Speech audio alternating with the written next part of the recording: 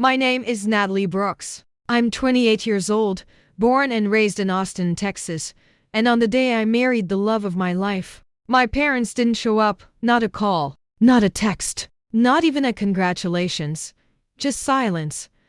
I remember standing in front of the mirror that morning, my hands trembling as my best friend buttoned the back of my lace wedding gown. Everyone around me was smiling, laughing, excited, but my heart was heavy. Because the two people who were supposed to love me the most couldn't even bother to be there. They had their seats reserved third row on the left. Little golden cards with Denise and Walter Brooks printed in perfect cursive. I checked those signs twice, hoping maybe seeing their names would somehow make them come, but as I walked down the aisle, my eyes went straight to those empty chairs. And that's when it hit me. They didn't forget. They just didn't care. Mason, my fiancé, now my husband, smiled at me like I was his whole world. He whispered, "You're beautiful," and for a split second, I wanted to believe that love could heal every wound my parents left behind, but deep down, I knew the truth: you can't heal from something that never existed. When the ceremony ended, the reception lights glowed soft and golden. Laughter filled the room, clinking glasses, slow music. It was perfect. Until my phone buzzed. A message. From Mom. My heart jumped. Maybe she changed her mind. Maybe she felt guilty. But when I opened it, it said only this: "You should have waited for a real wedding, Natalie. Not this rushed nonsense." That was it. No, "We're proud of you." No, "You look beautiful." Just criticism like always. I stared at the screen, my chest tightening. And then, I turned the phone off. I pasted on a smile for the photos. I laughed. I danced. I pretended everything was fine. But inside, I was shattered. Because in that moment, I realized something I'd been avoiding my whole life. My parents didn't skip my wedding. They skipped me. If you're watching this, tell me where you're from in the comments. Hit like and subscribe, because what happened next, it changed everything. Back then, I still believed one day they'd see my worth. I thought maybe if I became successful enough, they'd finally love me. But a few months later, when I posted my brand new $13,000 Cadillac Escalade on Instagram, suddenly, they remembered I existed. And that right there was where my revenge story began. Because when they came crawling back, all smiles and small talk, I didn't give them the reunion they were hoping for. I gave them silence. Cold, perfect silence. And that silence hurt more than any words could.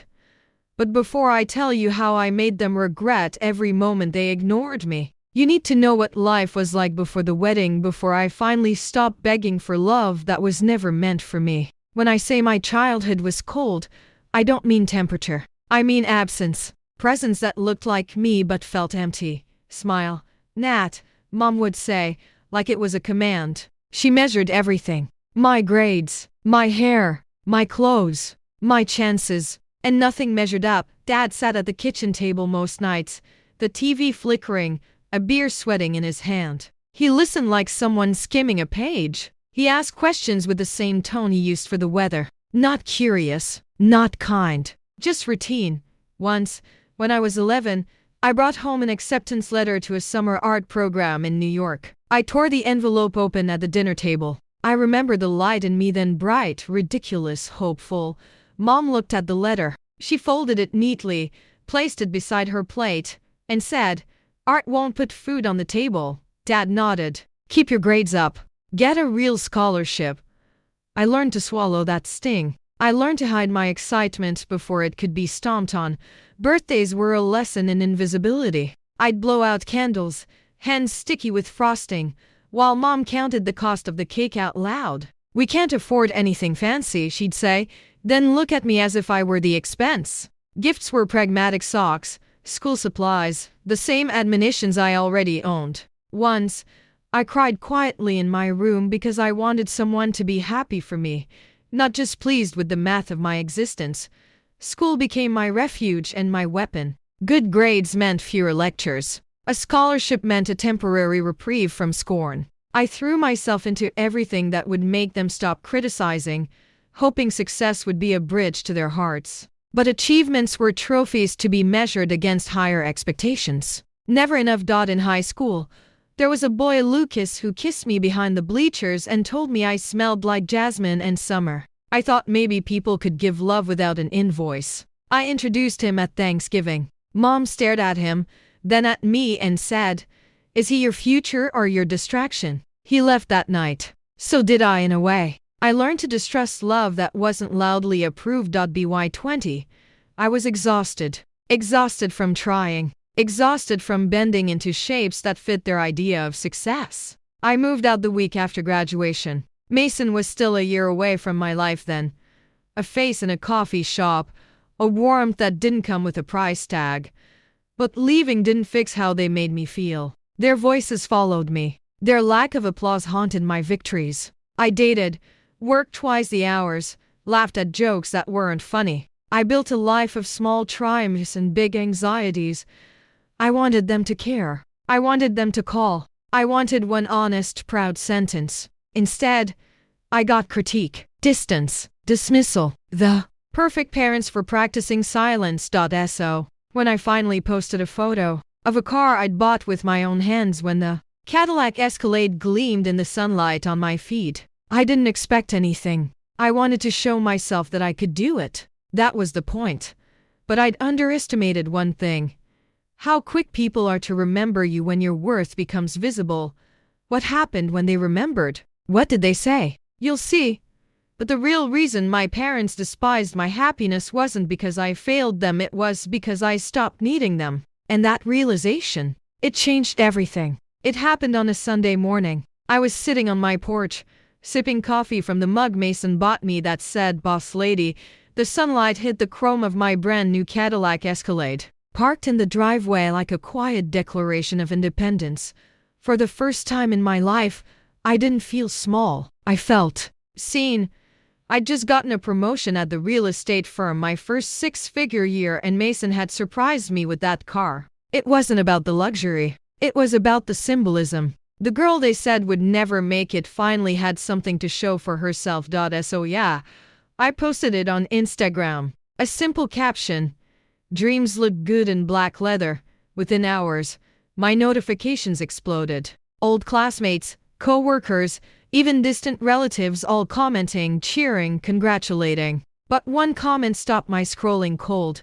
Mom liked the post, and 2 minutes later, a comment appeared. "So proud of you, sweetheart. We always knew you'd do well, sweetheart." Sweetheart, the same woman who didn't text me on my wedding day, was suddenly public with her pride. And for who? For me? No, for the image of me that made her look good.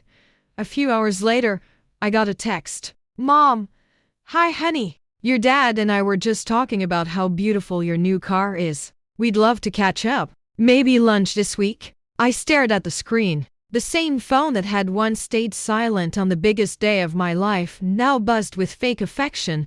Mason walked in and saw my face. "What's wrong?" he asked.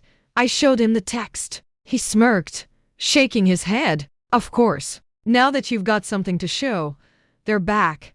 I didn't reply. Not right away. Part of me wanted to say yes, to finally sit across from them and show them who I'd become. But another part, the part that remembered every ignored phone call, every condescending remark, whispered, "Don't give them what they want." Still, curiosity won. I texted back. "Sure, lunch sounds fine. Friday?" The reply came instantly. "Perfect. Can't wait." And for the first time in a long time, I felt the trap setting itself. Friday came fast. I wore my best white blazer, heels sharp enough to make a statement, and drove that Escalade straight into their neighborhood, the same one they'd refused to help me move out of years ago. When I pulled up to the restaurant, I saw them already waiting. Mom in her pearls, Dad in his pressed shirt. Smiles rehearsed, voices loud enough to be heard by every diner around them. "Look at you, Natalie." Mom beamed, standing to hug me like a long-lost friend. "You look so successful." Not happy, not beautiful, just successful. I sat down, smiled back, and ordered my drink with a calm they didn't recognize. Because inside, I'd already decided this lunch wasn't a reunion. It was research. If you're watching this, tell me, would you have gone to that lunch? Or would you have ignored them like they ignored you? Because what they asked me next was the moment I realized why they suddenly cared again. And it wasn't love, it was money. I thought leaving that house would give me peace, but I had no idea the storm that was waiting for me on the other side. The waiter had barely left with our orders when Mom leaned forward, her pearls clinking softly against her glass. "So," she said with that practiced smile, "real estate's treating you well, huh?" I knew that tone, the tone that always came before a favor. Dad cleared his throat. "We saw that new car of yours online. Cadillac, right? Must have set you back quite a bit." I sipped my water slowly, watching their faces. "Yeah." Mason surprised me. Mom's eyebrows lifted. "Mason, he's doing well too? He's a software engineer now. Got promoted last quarter." Her smile widened too wide, too eager. "Oh, how wonderful. You both must be doing so well financially." There it was, the word that always came before disappointment. Financially. They didn't ask about my happiness, or my marriage, or how life had been since they skipped the wedding. No, they wanted numbers. "So," Mom continued, stirring her iced tea like it was part of her strategy, "your father and I have been in a bit of a situation lately. The market's been rough, and your dad's business has been slow." Dad nodded gravely, like an actor reciting a line he'd rehearsed 1,000 times. "We're just a little behind on some things. You know how it is." I didn't blink, because I did know how it was. I knew what it was like to beg them for help when I was 19, juggling 2 jobs and a leaky apartment, and hearing Mom say, "We all have to struggle a little, Natalie. Builds character." And now here they were, suddenly humble, suddenly broke, suddenly interested. I looked them both dead in the eye and said, "So what do you need?" The question caught them off guard. They weren't expecting me to call it out so directly. Mom forced a laugh. "Oh, sweetie, nothing dramatic. It's just the mortgage payments have piled up. We thought maybe you and Mason could lend us something, just for a few months." "How much?" "Only 40,000. 40,000. I almost choked. "You skipped my wedding, but now you're here asking for 40 grand. Dad shifted uncomfortably. "Natalie, we're still your parents. Family helps family." Family. That word hit me like a punch, because when I needed family, they'd vanished. I leaned back, folded my napkin, and smiled. "You're right. Family does help family." Mom exhaled in relief. "So you? But see, you never helped me. So I guess that makes us even." Her face dropped. The pearls around her neck suddenly looked too tight. Dad's jaw clenched. "Don't be disrespectful, Natalie." "Oh, I'm not being disrespectful," I said softly. "I'm being honest. Something you both taught me to fear." The silence that followed was deafening. I stood, placed a few bills on the table for my iced coffee, and said, "I hope you find what you're looking for, but it won't be in my bank account." And then I walked out, heels clicking against the tile, heart pounding so hard I thought it might break through my ribs. Outside, I sat in my Escalade, hands gripping the wheel, staring at my reflection in the rearview mirror. For the first time, I didn't see their daughter. I saw a woman who finally stopped chasing their love.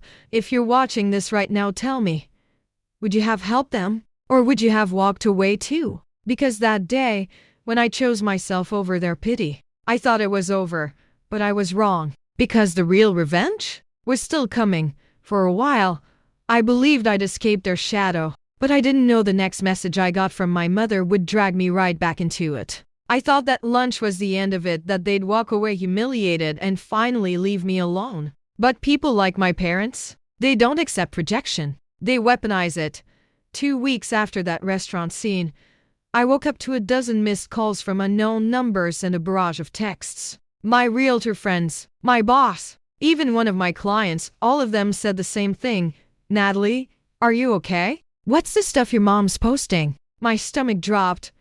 I opened Facebook, a place I hadn't touched in months, and there it was. A post from my mother. Long, emotional, manipulative. It breaks my heart to see how money can change people. We raised Natalie with love and values, but fame and fortune made her cruel. She refused to help her own struggling parents, even when we were about to lose our home. I don't know where we went wrong.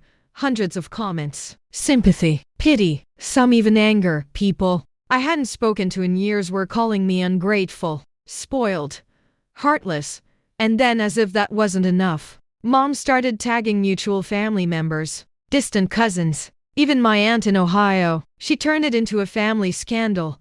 I remember sitting at my kitchen counter, shaking, scrolling through every word while Mason tried to calm me down. "Babe, don't let it get to you," he said softly. "People who know you know the truth." But that wasn't enough. Because my reputation, something I'd built from scratch, was suddenly in question. One post, and my entire image was smeared with guilt. Then came the phone call. "Hi. This is Janet from Human Resources. We just wanted to check in. We've had a few concerning messages about your behavior online. We just need to confirm everything's okay." That's when I realized it wasn't just emotional anymore. They wanted to destroy me. I called Mom immediately. She picked up on the second ring, her voice sweet like syrup. "Natalie, finally you called. Delete the post." "Oh, honey. I was just telling the truth. You humiliated me publicly. Do you have any idea what you've done?" She sighed dramatically. "We wouldn't have had to go that far if you'd just helped us. You owe us that much." That word echoed like thunder in my skull. I hung up without another word. And that's when the switch flipped inside me. For years, I'd been the quiet one, the people pleaser, the peacemaker. But not anymore. If they wanted a war, I'd give them one. Not through shouting, not through threats, but through precision. I didn't need to destroy them publicly. I just needed to remind them who they were dealing with, because I knew things. Secrets. Financial skeletons they'd buried for years.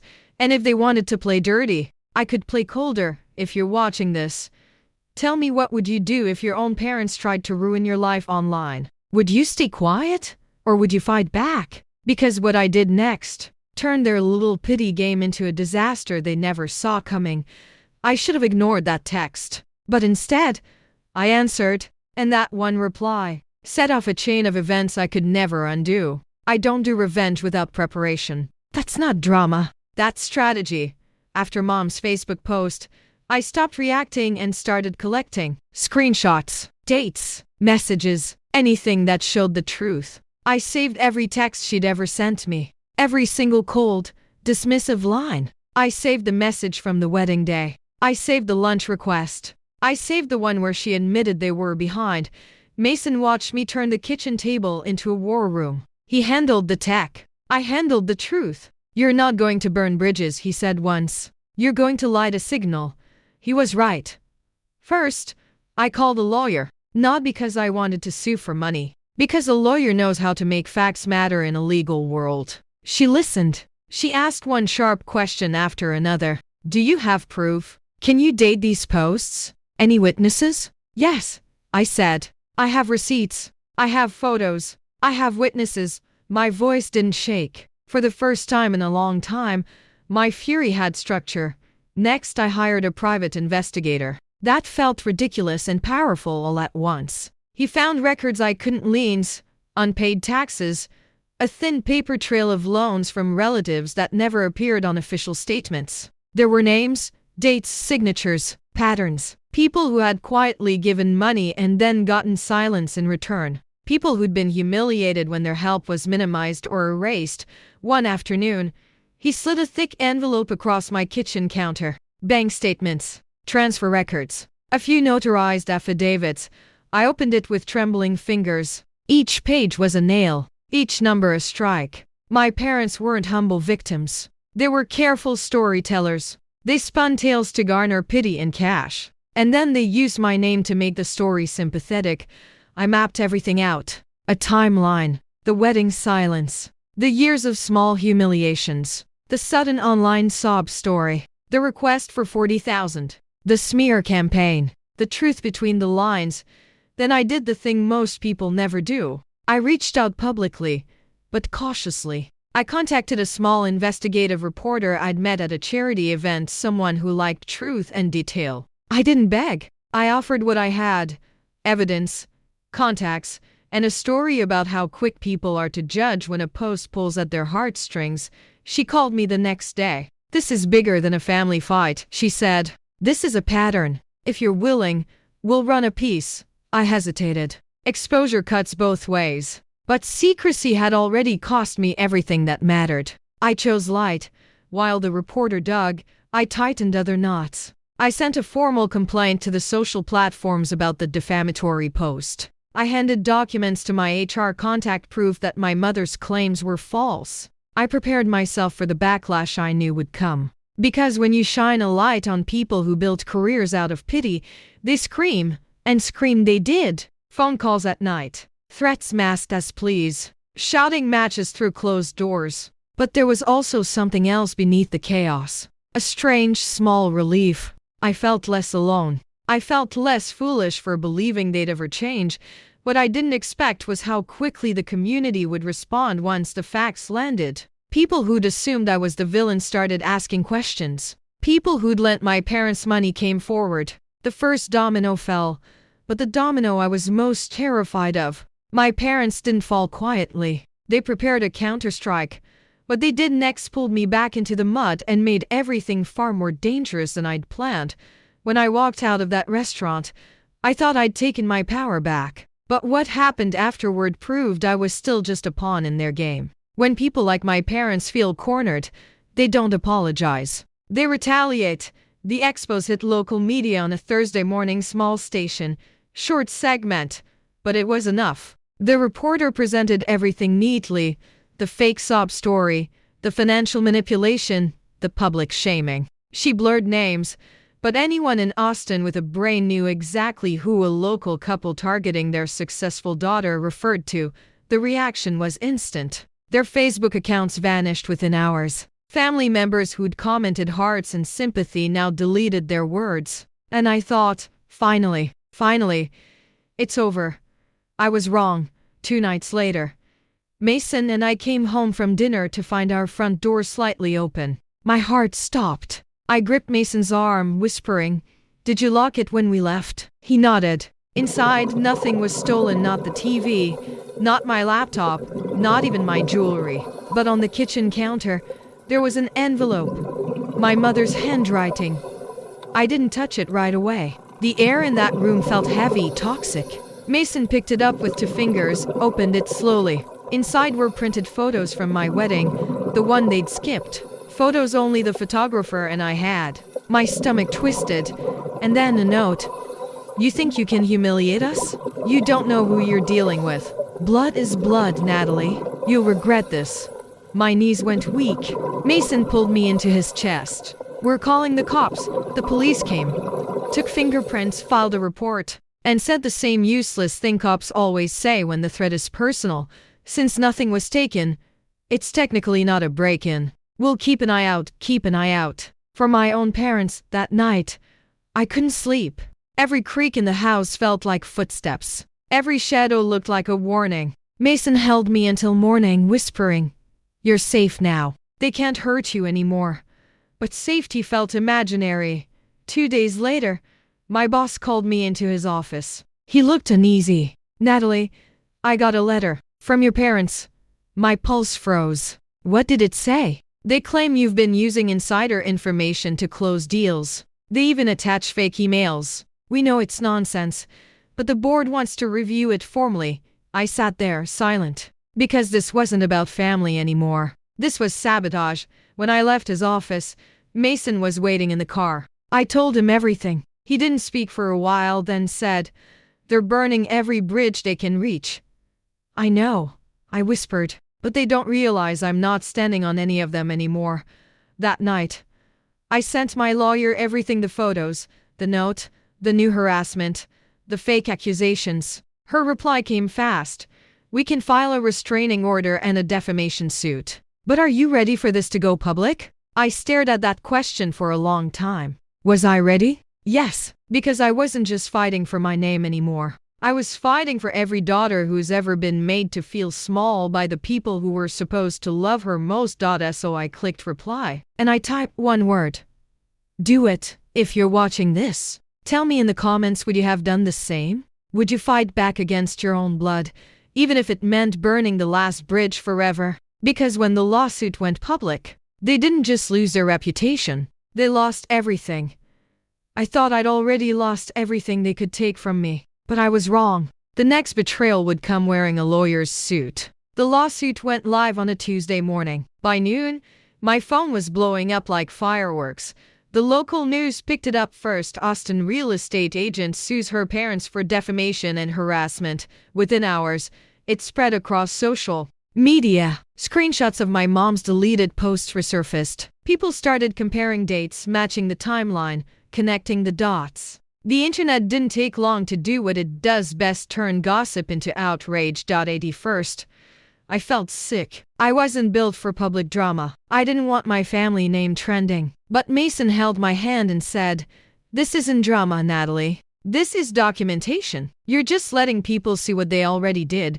And he was right. By day 3, the tone online had changed. The same relatives who'd pitied my parents were now calling me, saying things like, "We had no idea," or "They told us something totally different." My aunt from Ohio even posted a public apology under my old wedding photos. Then came the court hearing.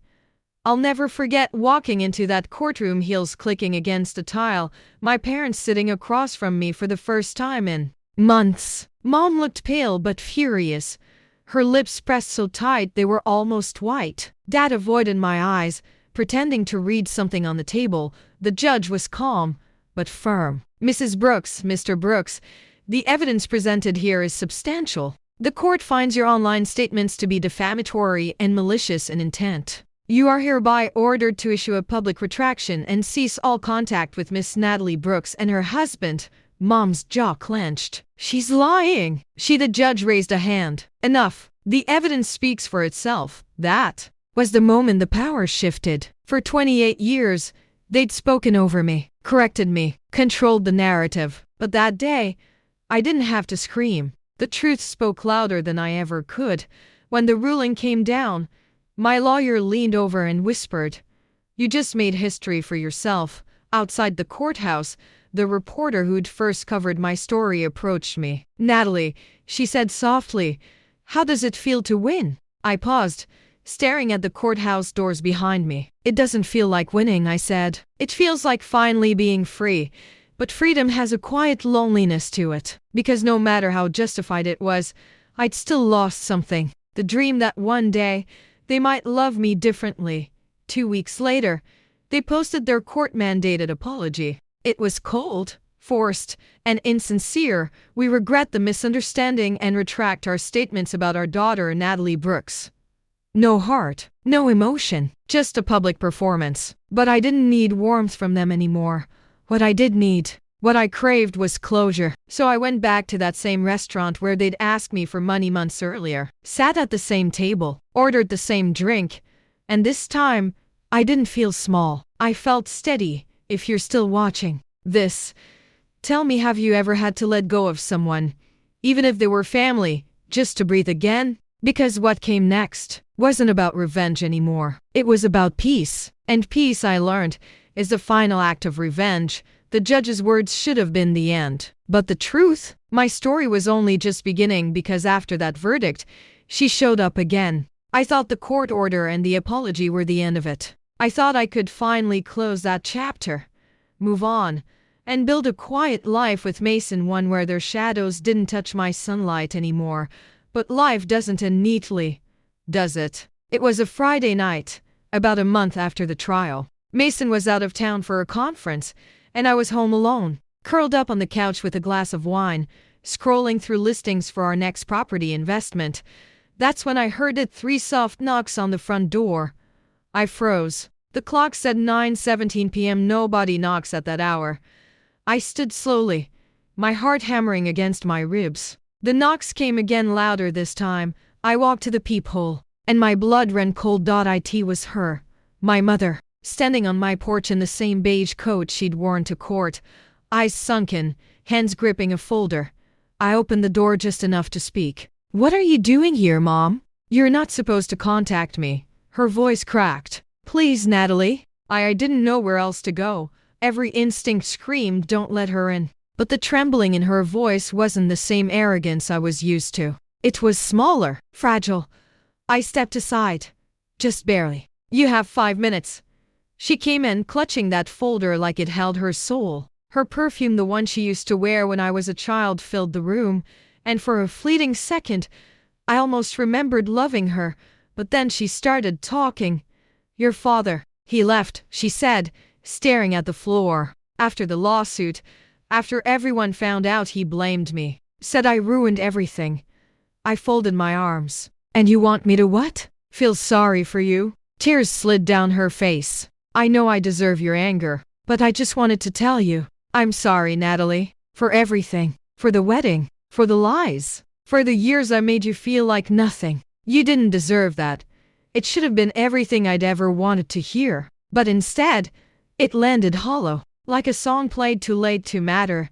I looked at her, really looked at her. The woman who'd once made me believe I was unlovable now looked like a ghost of herself. And for the first time, I didn't feel hate. I felt pity. Do you mean it? I asked quietly. She nodded, tears spilling faster. Yes, I do. I can't fix what I broke, but I wanted you to know that I see it now. I see you. Silence. The kind that stretched, heavy and fragile. Finally, I said, thank you for saying that. Her eyes flickered with hope. Does that mean you forgive me? I took a slow breath. No, I said softly. Not yet. Maybe not ever. But I'm not angry anymore. And that's enough. She sobbed quietly, then placed the folder on the counter. These are the documents from the lawsuit. I wanted to return them. They don't belong with me. I nodded, not touching them. When she turned to leave, she paused at the door. You're stronger than I ever was, she whispered. And that's why I resented you. The door closed behind her. And with that, something inside me, something that had been coiled tight for 28 years, finally loosened. If you're watching this right now, tell me, if your mother showed up years later asking for forgiveness, would you let her in? Because that night, I didn't forgive her, but I freed myself from the need to. And that freedom was the sweetest revenge of all. That night, I didn't forgive her. I freed myself from her. But what came next was the peace I never thought I'd find. A week after my mother's visit, I took the Cadillac out for a long drive, the same Escalade that had started everything. The same one that somehow became the symbol of my worth in their eyes. I remember gripping the steering wheel, the sun setting over the Texas hills, music playing low. For the first time in a long time, I wasn't driving to escape something. I was driving because I could, because it was mine. That car had been a gift to myself, a celebration of surviving, of building a life from ashes. And now, every mile I drove felt like a chapter I'd finally closed. I pulled over at the same park where Mason proposed. The sky was painted in pink and gold, the kind of sunset you only get in Austin. I parked, stepped out, and leaned against the hood, breathing in the calm. That's when my phone buzzed. A new message on Instagram.it was from my mom. A comment under an old photo of me and Mason with the Escalade. She'd written, "You look happy, sweetheart. I hope you truly are." And for the first time, I didn't roll my eyes or feel that familiar sting of resentment. I just smiled, because she was right. I was happy, but not because of the car, or the money, or even the quiet victory of proving her wrong. I was happy because I no longer needed her validation. I realized then that revenge isn't always about destroying the people who hurt you. Sometimes it's about outgrowing the version of yourself they tried to keep small. When I got home that night, Mason was waiting for me on the porch. He smiled, that warm, grounding smile that still made my knees weak after all these years. Long drive? He asked. Yeah, I said softly. A long one. But I think I finally made it home. He wrapped his arms around me, kissed the top of my head, and whispered, "You did, Nat, you really did." And as we stood there, the porch light flickering, the world quiet, I thought about all the years I'd spent chasing love from people who couldn't give it. Now, I didn't need their love. I had mine. If you're watching this, let me ask you something. Have you ever stopped fighting for someone's approval and finally started living for yourself? Because when I did, everything changed.